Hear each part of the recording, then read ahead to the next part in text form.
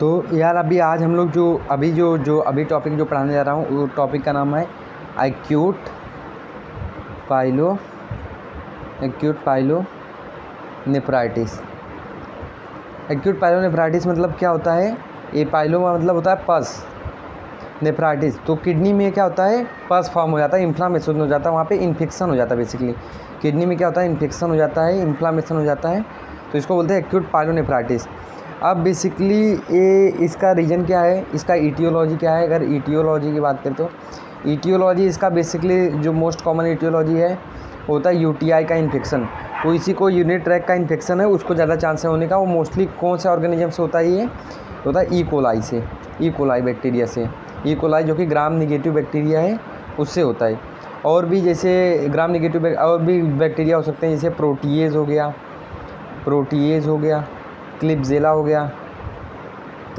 हो गया और अपना स्यूडोमोनास हो गया। तो ये सब भी बैक्टीरिया हो सकते हैं, पर जो मोस्ट कॉमन हो कौन सा अपना ई कोलाई। तो इसका ये हो गया। अब रूट ऑफ इन्फेक्शन कैसा हो सकता है? सबसे पहले असेंडिंग इन्फेक्शन, असेंडिंग ट्रैक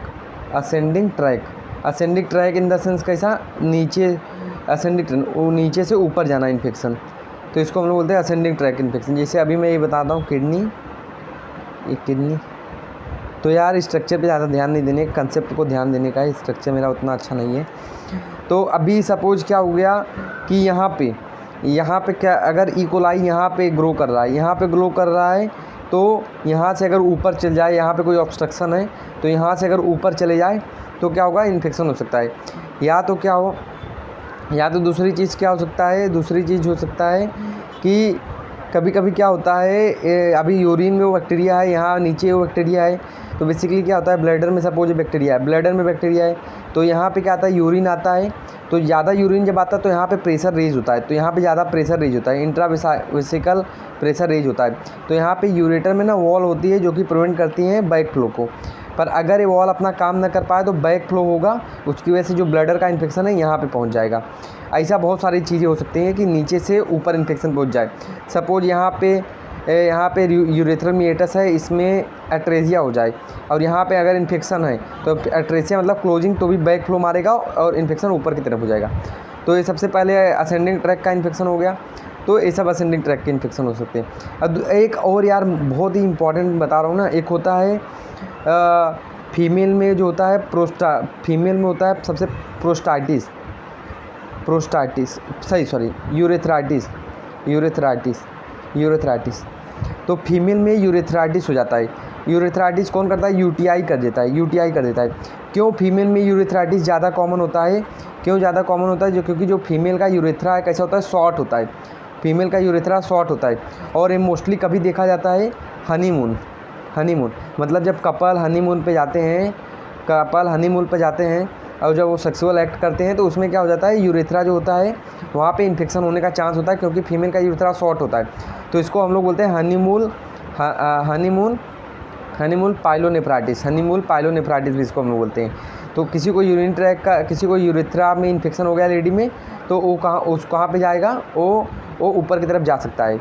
हाँ, तो बेसिकली अगर कोई फीमेल आई है ना, लेडी कंप्लेन कर रही है कि मेरे मतलब यूरिन में क्या है, अभी हम लोग इसका देखेंगे तो इसका सिम्टम क्या होता है, यूरिन में क्या होना, बर्निंग होना, डिसयूरिया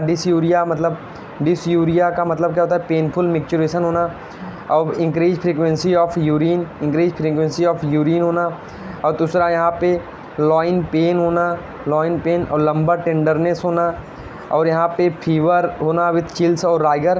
तो ये सब सिम्टम होते हैं अपना किसके, ये सब सिम्टम होते हैं इन्फेक्शन के, यूरिनरी ट्रैक इन्फेक्शन के सिम्टम होते हैं जो कि ऊपर जा सकते हैं और पाइलोनेफ्राइटिस कर देते हैं। तब बेसिकली अगर कोई फीमेल ये कंप्लेन लेके आ रही है ना, तो वो उससे ज़रूर पूछना कि आपने सेक्सुअल एक्टिविटी की थी क्या, हनीमून गए थे क्या, ऐसा करके। तो मोस्टली 80 to 90% चांस में होता है कि हाँ वो गई थी और इसी ये इन्फेक्शन हो गया, तो यूरेथ्रा का इन्फेक्शन हो जाता है। अगर उसको ट्रीट नहीं करे तो किडनी में चले जाता है, इसी को हम लोग बोलते हैं पाइलोनेफ्राइटिस। तो ये हो गया है अपना एक्यूट पाइलोनेफ्राइटिस।